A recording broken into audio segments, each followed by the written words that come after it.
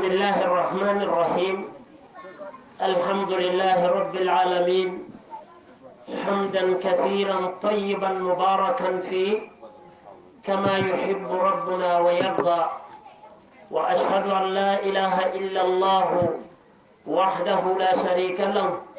وأشهد أن محمدا عبده ورسوله بلغ الرسالة ونصح الأمة وجاهد في الله حق جهاده حتى أتاه اليقين. اللهم صل وسلم عليه وعلى آله وأصحابه ومن تبعهم بإحسان وتمسك بسنته وعمل بما عملوا به إلى أن يرث الله الأرض ومن عليها. أحبتي في الله، السلام عليكم ورحمة الله وبركاته. وعلى تبارك وتعالى من سمي يالونكو أتلي نيانتا كتنتو تنترو كمال من كتو باي تنترو مي يالونكو أبي بركرين أتلي من صوتي من سمي يالونكو أدم مالي مفلان كفتالا وقولا مسيدي على قتنك كوكيلا صلى الله عليه وسلم على جمل ماتي على كيلا لم أي على ليترو فتندلي أي من ديالا من كتان دينوتي من كتا القرانوتي أي على من تولو أي كنوتو ديالي أي تسيلو كان سيلو من بكوير مباكي أي جهادوك على سيلو كان فدان كنيانا تكيلا كان صلى الله عليه وسلم وتعالى ما عليك سو جندا كان أنا لا بلفا كيلا يا نالا بودن كولو أنا لا صايبولو أني مومو بلاتا ولا تارنسيدو نوما فجنن على ببانكو كيتالا أتول بعد مسلمولو مبافلالي على لا كيسو نالا نيمو أبالي كتنبولو مبيانفو داني للي تباكي kanandanku alla nyin kilidi bunyari wala kabonte fon karamo bulu men kata se karamoti na tarta nyokan kila la saate ko sallallahu alaihi wasallam ngalon ne konna ke bale mati fil ilmi wa fil umri lakinnahu tawadu'un minhu fanuditu ila hada al makan ووجدت أستاذي أيضا في كناجي حفظه الله وسبدكره إن دل على شيء إنما يدل على تواضعهم، لولا ذلك ليس لي كلمة في هذا المكان. ما على تنتلا نيم فوداني كولا من ينكم أنك ناجم وسكرموا بول كنولي نكفنيولي ماتي نكيبالي ماتي سيولا كارولا لوندولا كارولا فنا ناترتنيو كم مدينة ساتيو كنو من يواتي سي وقال أنه أستاذ باتر جمم سكناجي أنه أستاذ ولماتي سدوكرين البي نياجم مناجم بفن فلا فما جيو دم مالمو برامانك كم بفن فلا إمام ملون والله إمام ملون مسؤول البرنامج وفنان نتفن فلا إمام ملون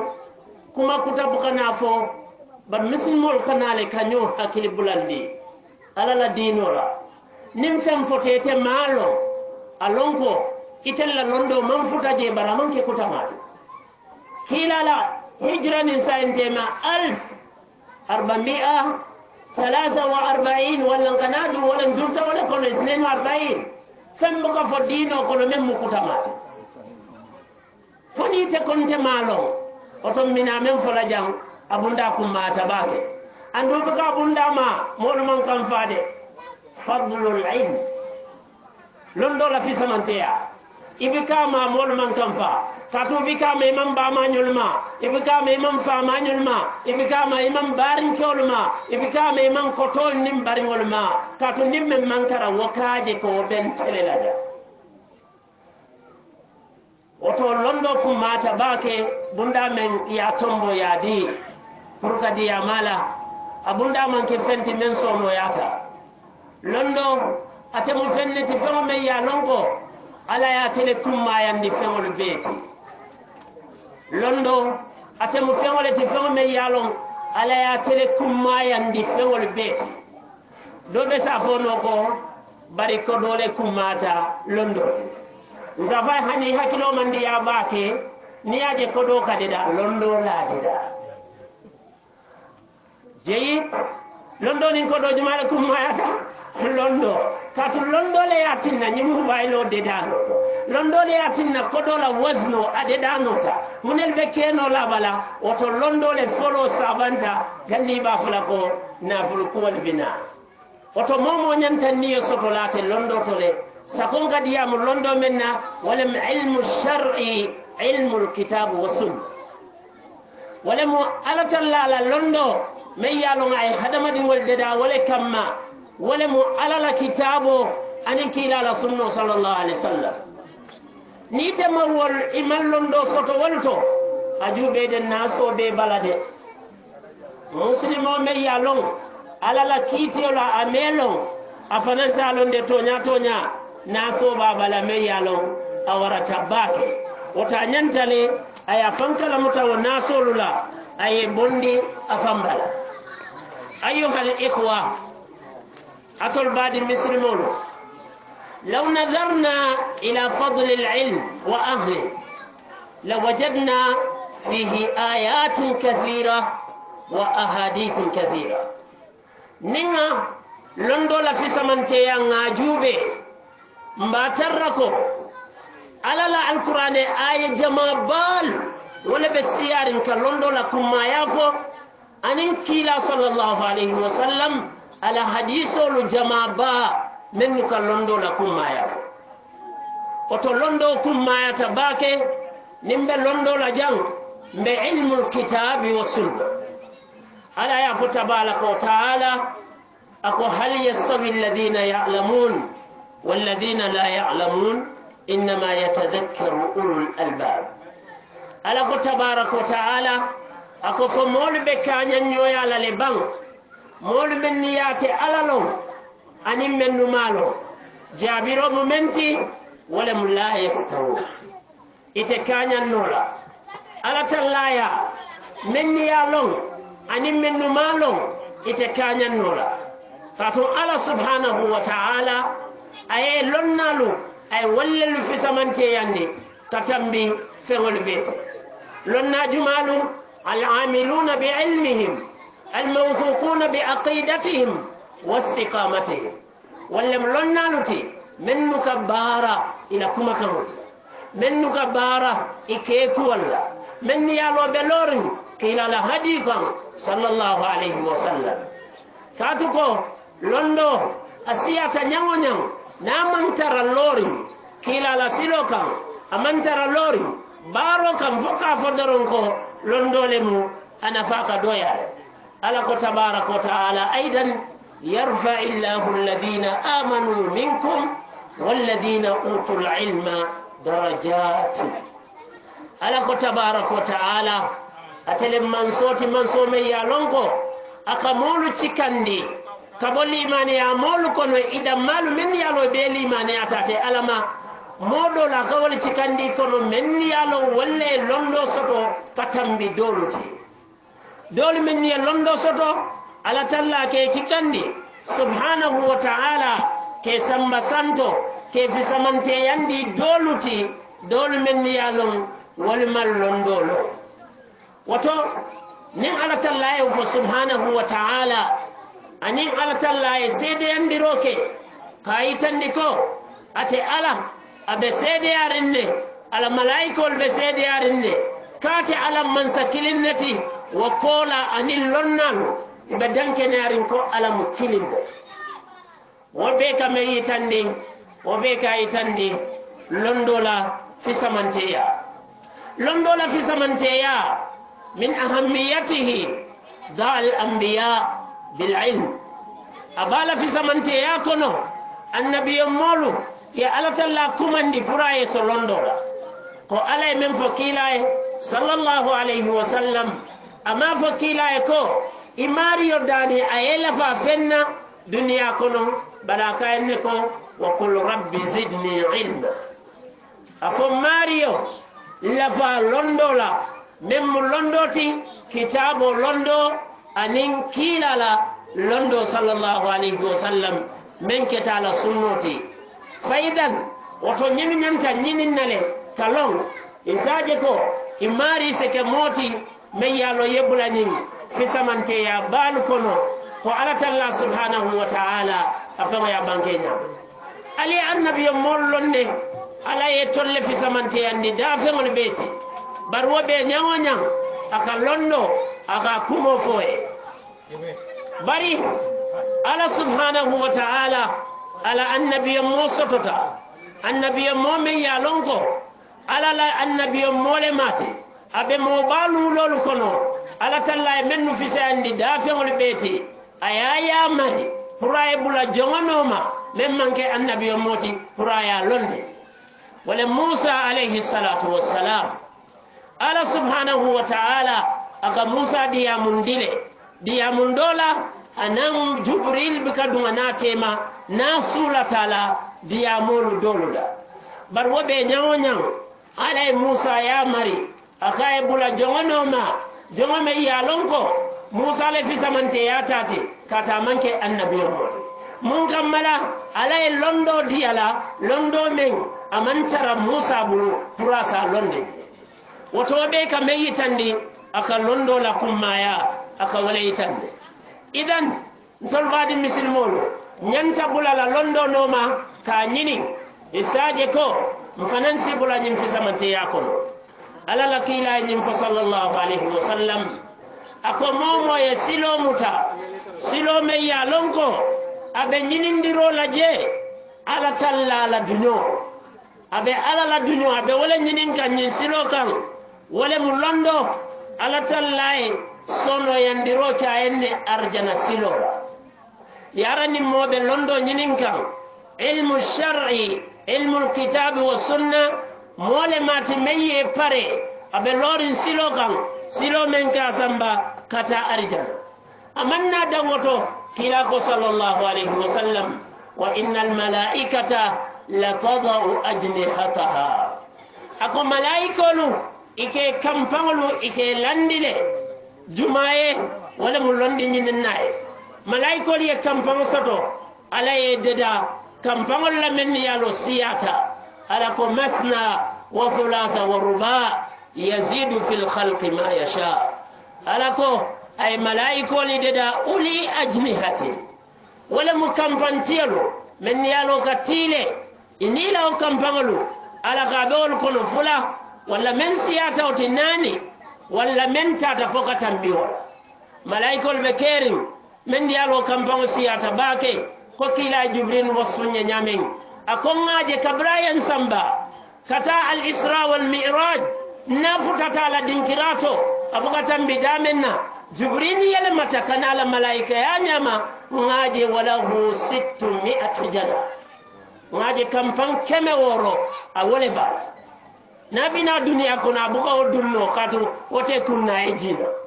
nabina ganai moya nyama bari kabrai kila selende santo sallallahu alaihi wasallam kata kate danko alama kanyin saliwati lulo diala afutata dulato Jibril bika tambi damenna kila ko ngaje ayele mata asita la sirankan kampan keme woro ba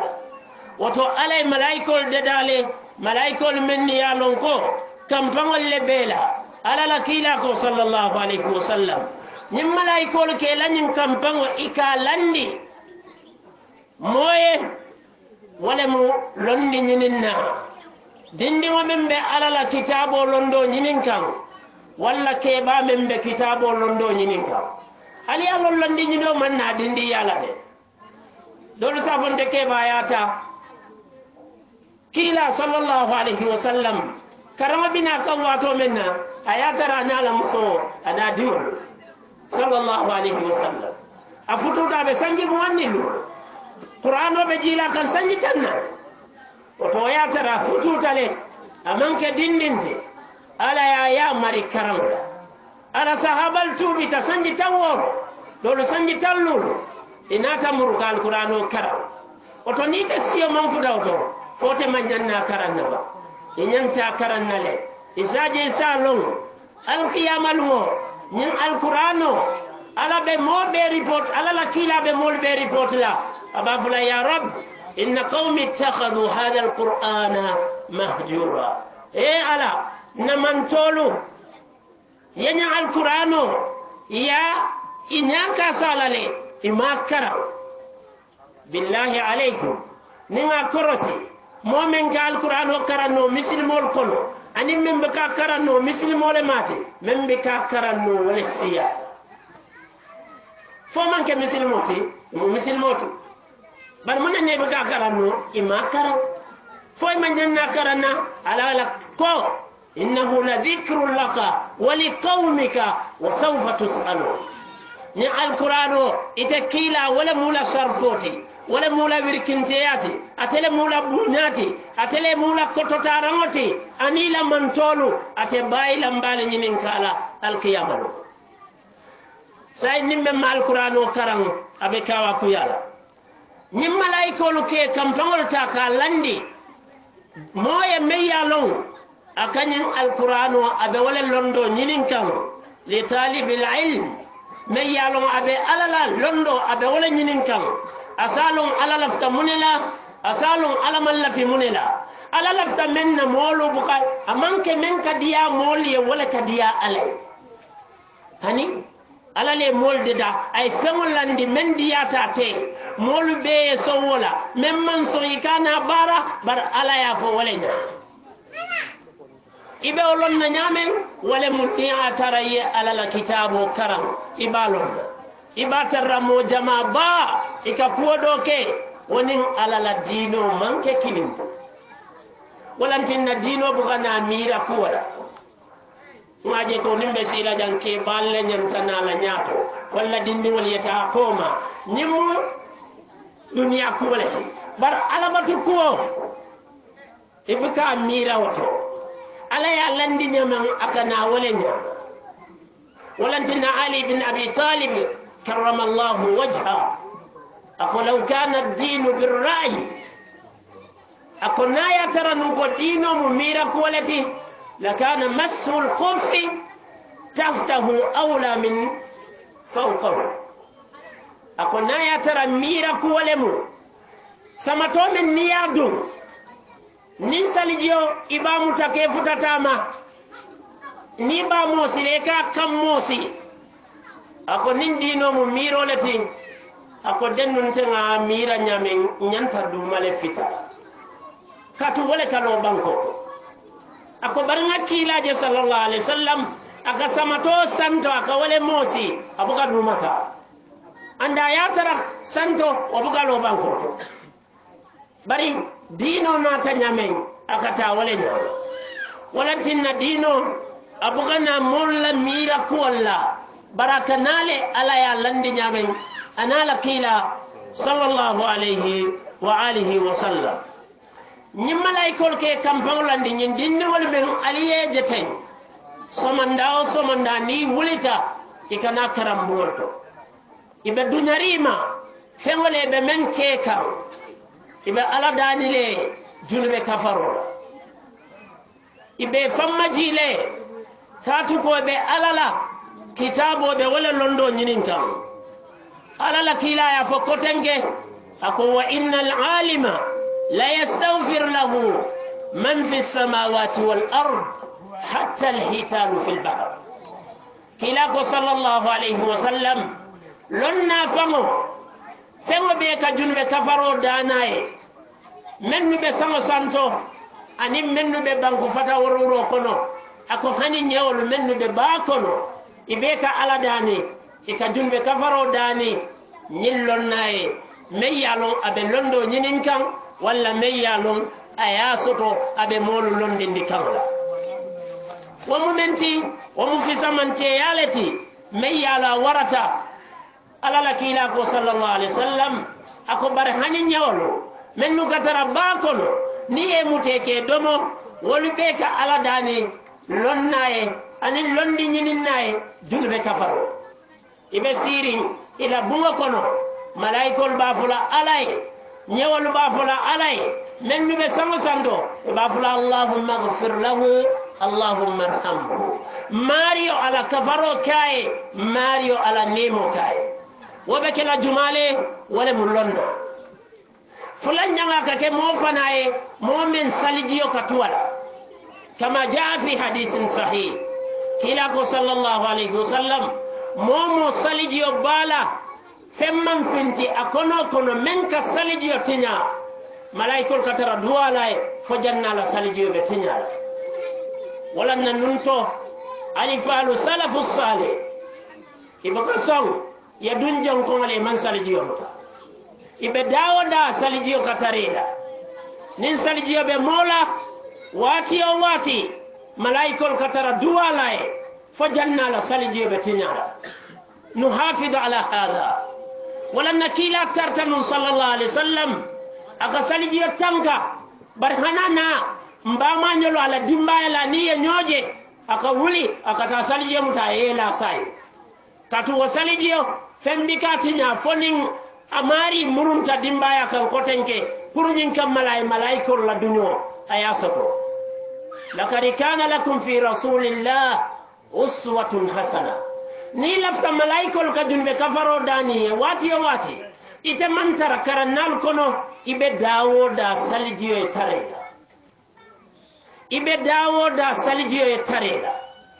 ni salijiyo bela wati ya wati ite fanamu moleti malaikol be duwa ke wati ya wati otobadi misilmolu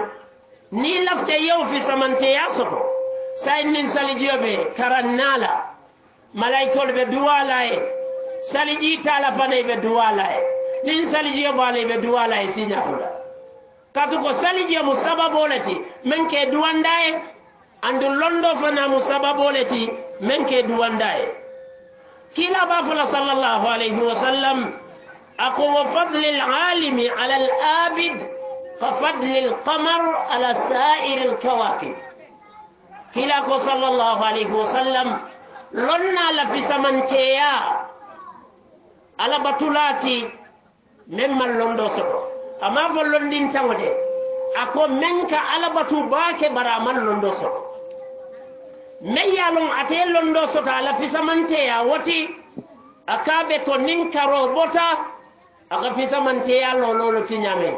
sakala tiri tannin nano lumo kalora tiri tannin nano lumo hani moɓe mbika hani bake asidula jantamanole kata be jelale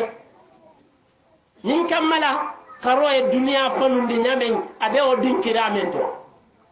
ni koye ko fisamanteyamen ɓe o wato lololi sitara santo amanke kilindi asikeno ndi ko ɓa kontila jelle ɓe ɓoori menni ñin karoɓe jang ite konto lonna bari karola sembo warata ime tolo tajeno wala moti menka alabatum baake barate mallondo soto sako ni te mallondo soto buka alabatum fa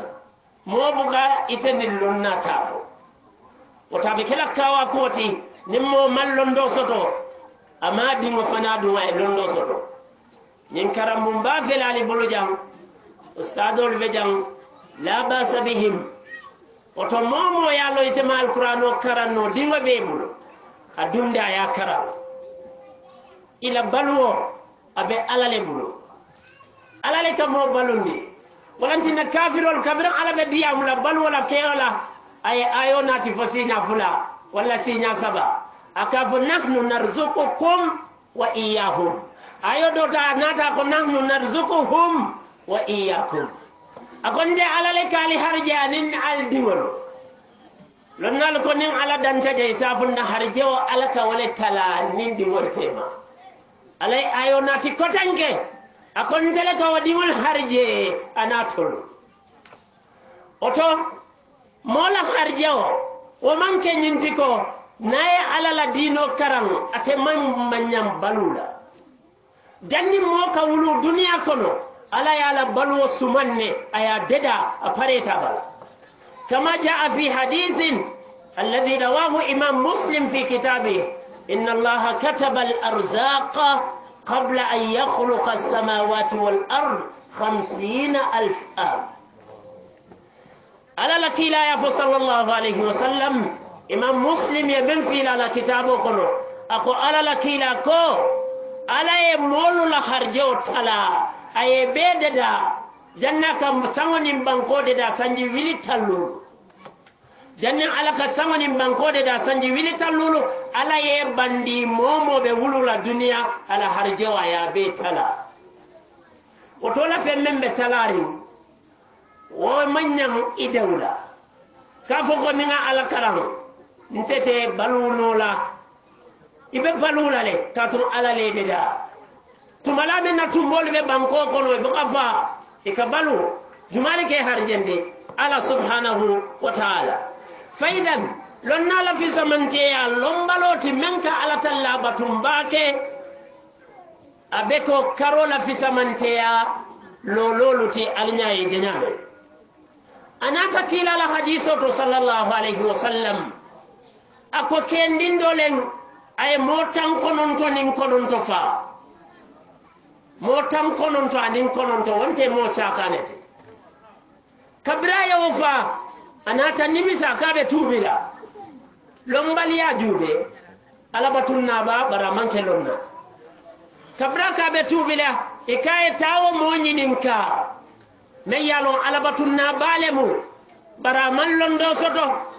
kabrin kendi wonata ya faye akaye ntenga motan kononto nin kononto le fa hal min tawbatin muna fonte si tubi no bang aka heto ite mu jahannama ngolete akam fata madama ndebita jahannama batunga futande ke moto ala kula tate ba afamula famfa foju malaka afamula famfa kata e fatwa ke fenne la londi taye dal waya sindike moto silang ay mo kemefa hani sayin abe tubi kuwanyinin kakaro ikaye tadula kari mobeje ya nyinin ka umlon nalete kila ko sallallahu alaihi wasallam atata wanyininka kabraya nyininka lonna la kitiyo jube akaye may yahulu bainaka wa bain rabbik jumale be dunne ni mariyo tema ala talla ya ko tabaraka wa taala ali tubi katate ala kan tuboli be kenne mala atele man soti men ka junuboli be kafare akaye be tubilal banni be tubila kana tubi jin sate woto yemo keme fa sate o mento ta sate kariye ta tubi je bari be tubila le kila ko sallallahu alaihi wasallam afindi ta wole jama kata tubi amam barake alai ay mo keme be niyo abe o silo kan janna ka futa sate o ma abanta silo ka amam barake afela banta alala kila ko malaikolu jitana malaika fula malaikatul adhab wa malaikatur rahma fakhtasamu malaikol nataji atarawoto inata sonka mennu malaikatur rahma nema malaikolu ani yankan kati malaikolu nindolu kon tolletamu malaikatul adhab kon tolletamu katu nyiye mo kemefa aman fembara alay atul batala nyade ndol kay barakata tubile fona tubita ala taala tubo mutala alay malaiko jinninan kotenke ko kila ya fanya min sallallahu alaihi wasallam li yakuna hakiman bainahum puraye ke kitila ti nyimmo fulolu tema anata kabira futa tema akoye mbe menkela mba sumannala kabo sate o mento anakata sate o mento naya tara kabo sate o mento abe sutiyari walela wato malaikol minnu be marari yankan katola wallella batale tolle hawla mayata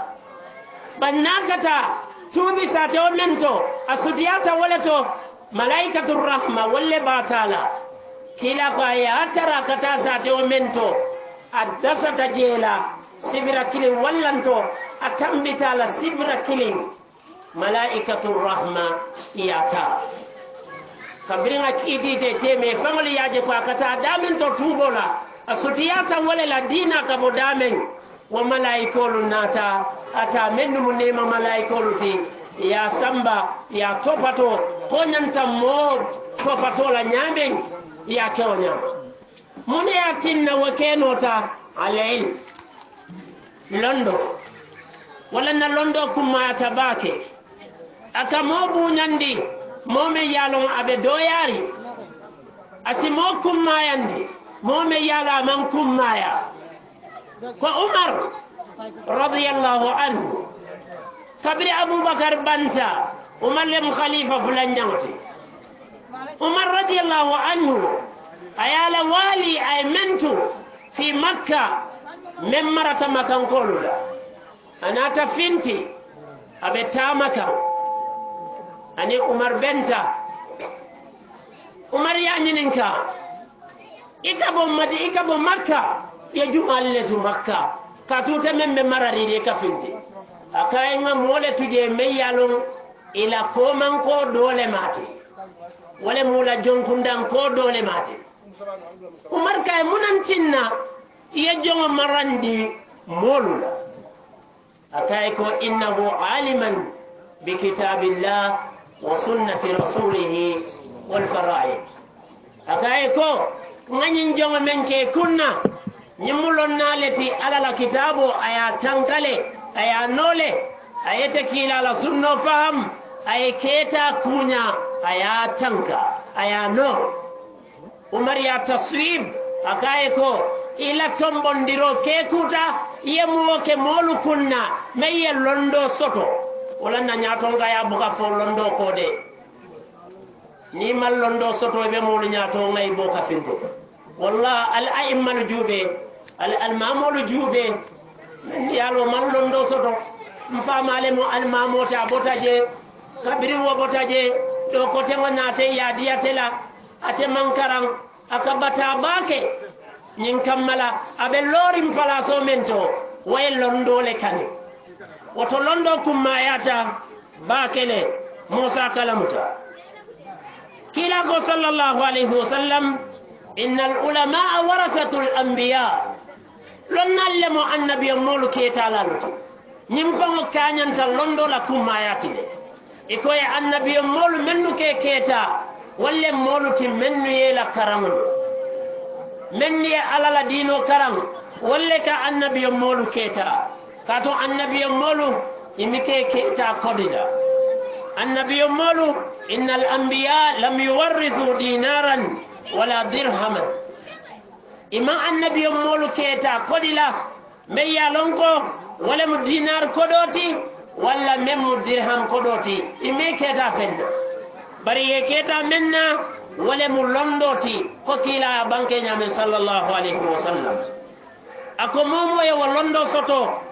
amari mutaroke fengola memu niyoti niyo me yalon awara tabaka otombenga kata londo nyini nganna dindingol nge londindi nge dum karambungol to nge forose yenyen alalo nindingo e alalo subhanahu wa ta'ala hanna fate balurin hanna bamate balurin isaji asi alabatunno ay duwake afamaye ana bama me yalon alata kola walle keta sababoti katenati duniya kono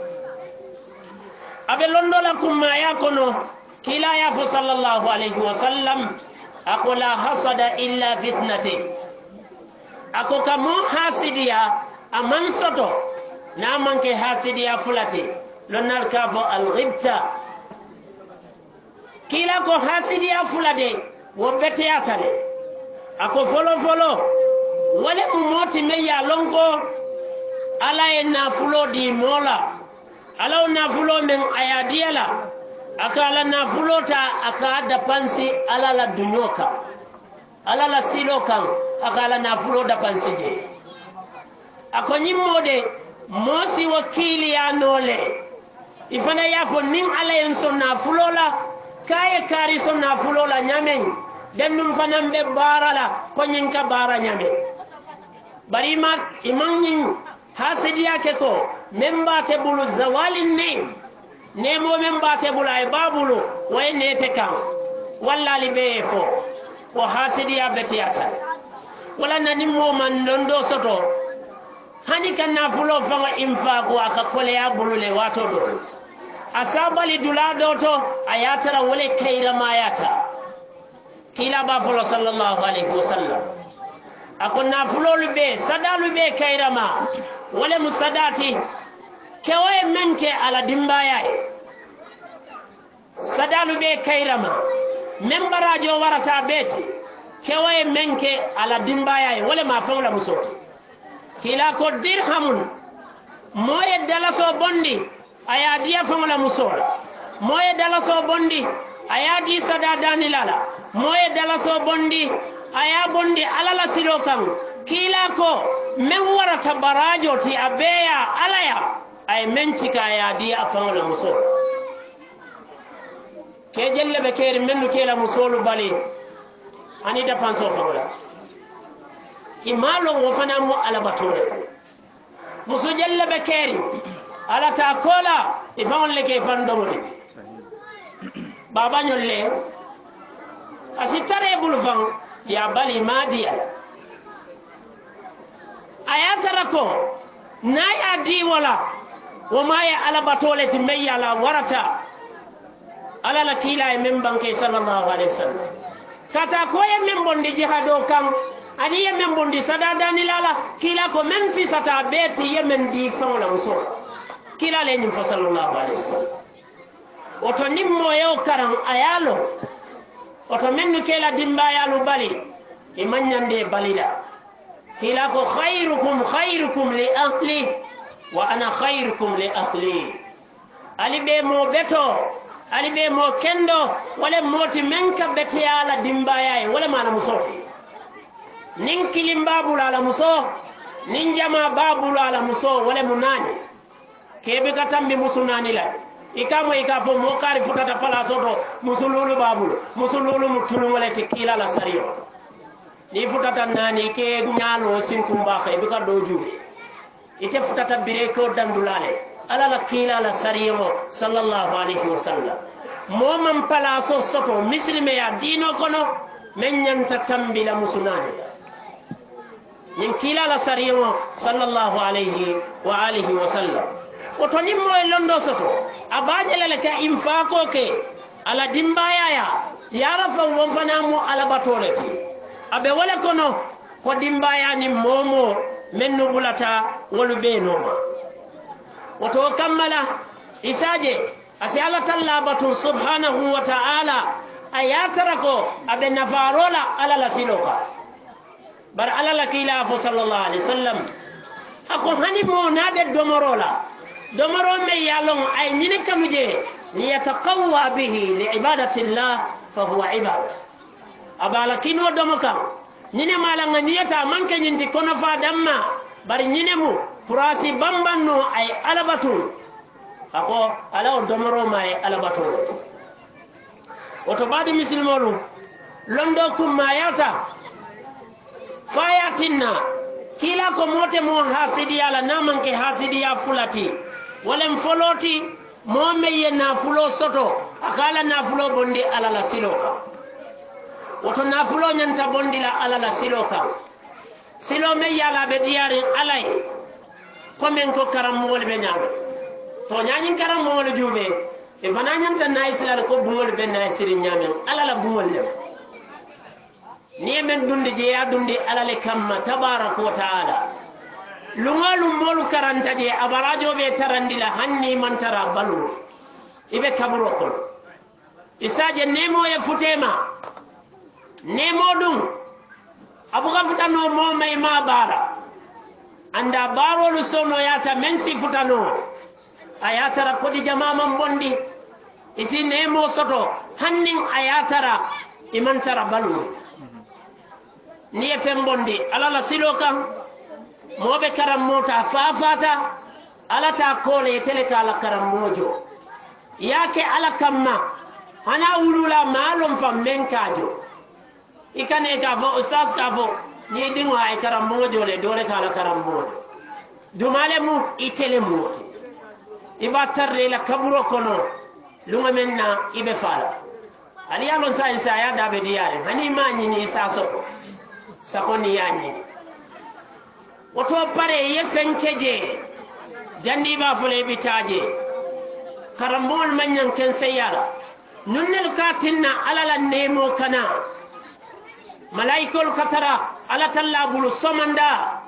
e katara tamakan kata dulale jube ala to ka fodamen pour ye jije ni te mantara o molu kono ifana yakata ye fenke foye bula o molu kon wo be tumma yala kela nafulo ka bondi ala talla la silo kan ni moye nafulo bondi ala la silo kan moya ja kala nafulo dundi afana ye wakili ya soto ko naye wo nyon soto abe wo kelale wakili ya wo hasidi ya nya wo beti atale fulan jango ala la kila be menna ako wale moti kewo walla muso kewala to fota ala talla e londo cika ya diyala bare ala e londo di hadamati wala ala o londo men aya diyala aka namuru aka bara wo londo la aka moru fana karandala ni waketa isaje ko ya mari ya fonin ala en fana sonu londo la dennum fana be nyim barala mbekela ko karibe nyamen fana be molu karandila ako hasidiya o fana beti atale londo la fi samante ya ayuhal ikhwa kila tartanu sallallahu alayhi wa sallam somanda nawulita ala duwaran folo akafu alay allahumma inni as'aluka ilman nafi'an wa rizqan tayyiban wa amalan mutaqabbala asikeno misilmo jamama nyinno bi fa do wulta somanda manyin ko asike do fa yano abuka kara yalo mol ka kara no ibka adkaro ke duwaran nyanta ka kede kila ka fo sallallahu alayhi wa sallam akafu ala mbe dani la londo la menni en nafaso wala mo kitabo londo wa kola mbe dani la harjola membe beteyari mbete ala dani la yenso londo la meyalon abe mutari woto nin ala la kila sallallahu alayhi wa sallam aka ala dani anala ni londi baya nyango ala dani folo somanda ala bulu aka dani londo la meye nafaso to woton tolle jarata ka ala dani subhanahu wa ta'ala nyim fewola katambi kilati sallallahu alayhi wa sallam وقال أيضا لعلي بن أبي طالب كرم الله وجهه كلا يفو علي بن أبي طالب لندو لكم مايا أقايكو منكلي على ليت علي نين على يك سببوت موكلين ولا كندتي إلى كرانديرولا ولا إلى كومانديرولا أي على تلا سوتي أي دها كوجا وكولا أقاي علي ولا في سمنتياتي yenna fulo soto membe tiata na fulo beti wotembo ikafai ko wala musuwati suwame yalon anfasu malin inda al-arab hinaidhin humrun ni'am kila kai sallallahu alayhi wa sallam wala kayra mayata wala betiata katambi yenna fulo be kayra mati me yalon selen kam fe wala mati atele betiata suwol be kayra mati kila kai nin ala yake sababoti iketa mo kilin ka tilindi ay kuja ukewa ayabula adunta misilme yakono ay kuken do bara walla misilmole mate me yalon kuja wate ka wala ke akaye ko wala kayra mayate wala betiyate katambiye nyinna fulubate wa qala alayhi salatu wassalam kila yin fo sallallahu alayhi wasallam inna allaha la yaqbidu al-ilma انتزاعا ينتزعه من العباد ولكن يقبض العلم بقبض العلماء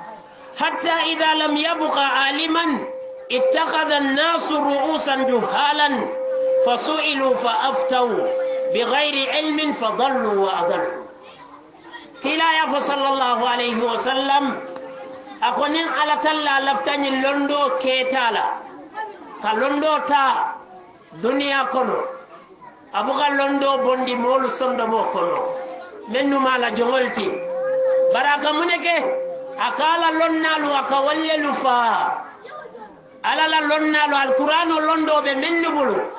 kitabu was sunna walle ka doya ala ka walle ba aka walleta saydi waluta ka fa banta sila lonna man soto memba fola alako kilako sallallahu alayhi wa sallam molisina mol muta mennu mufanna fode luti mennu ke fanke lonna luti yalo lonna londo la karo nimmo lafta moni moka na nyo sabadino to afaye ala ko kila ko ni o fo nimmo te kuyala fo ni mel lafta kuyala banimmo ka bala fa ma warandi la moli walla kate bota ma fa men na wo mol le fisata nyimma fa ndoluti ali be benno la ba ali se benno la momo ka kawa kuyela mol la kule bari ala meyem rede da nala kila sallallahu alaihi wasallam ko ngabulano ma nimbula tawno message nte kuyala ala la kila ko nin ala lafta la molu ala banko ka londo ka keta wala londo e bang lonnalle ka doya walle ka fa naman tuje fenna fo molu mennu man londo soto isaje molu si molu mutal lonnalu ti mennu man karam nin wal man karam isine nyininka ile nyininka wa wato isine na fatwa di wala mu yakiti ayata la londite buluje ye molu fili ifilita o kola ye na molu fana filindi oto nin natam futata ñindinkirato mbe ala danna subhanahu wa ta'ala man so me yalonko atolu be kese yarin ibe kende yarin ibe kallanke yarin asinemo jindi ñin saten kono ani ñin karam murton kolu ani momo abe ñin kumo abala moyla ala sinke molu timenni yalon ikabula kila la kuma kan noma sallallahu alayhi wa sallam ika kila la fatandir ko ika tuje na wasiya labamo wala mum ba ma nyolti meeting na ke tamba ma nyolle ka siyade kuwa ku yaje ni atara merol le ka siya bake banni nata nyin kudo fananna dongo fananata itolle ka siya bake otonga kata ndol muslimol leti mo kanatu kakuke meyalon anen alala dino manta sako yeta foye kebaya ye mamari ngolje hani wobe ite mam fatano yani don kuwalma akakawa kuya sayin alay molu manta be nyimmu baylolu modol ye don dulato wolu fata ifaringo ila wodon fimo abe molu bulula mobile kono lumolu yapile ajulmo be tarle la kabulo ko akawa kuyata kukendo niyatu akafute ma nyamen ku jawo fana akafute ma wala nyam kila ya fa sallallahu alaihi wasallam ako nindi moy kukendo bara afa farin kola walla ba farin kola isa sammana e kaburo kono malaikolu ya itandala ya fa e dingole munyinti ajuba e muslimol nafani ajuba ga kukendo menke asikai lampoti ala kaburo kono barabe wala nyama ko akso fanan naye kujawo bara isa na tay ala kaburo kono ya itandala ya faye tele dimo mujinti ajuba ka misil mol to ranyam oto tembama kane don ibe natal aman tambi tilimu wanna ite nafa wala sanji saba ite fa o mobile be molugulu iba pilela ya fokari jube ite be kaburo kono ila dongo be molugulu ibe yankan kato sotula kila le wa sallallahu alaihi wasallam o talinga kata bake isaje ko ala talla simmanta ben fonsi dunno arjano kono woto nin atara nun kon futata ñindinkirato mba fala ko alama alayke molti mennu ka kumo moyi ka bula kende manoma hada wallahu alam wa sallallahu wa sallam ala nabina muhammad وعلى آله وصحبه وسلم سبحانك اللهم وبحمدك أشهد أن لا إله إلا أنت استغفرك وأتوب إليك. شكرا بارك الله جزاكم الله خير. الحمد لله رب العالمين الحمد لله رب العالمين شكرا جزيلا يا أستاذ.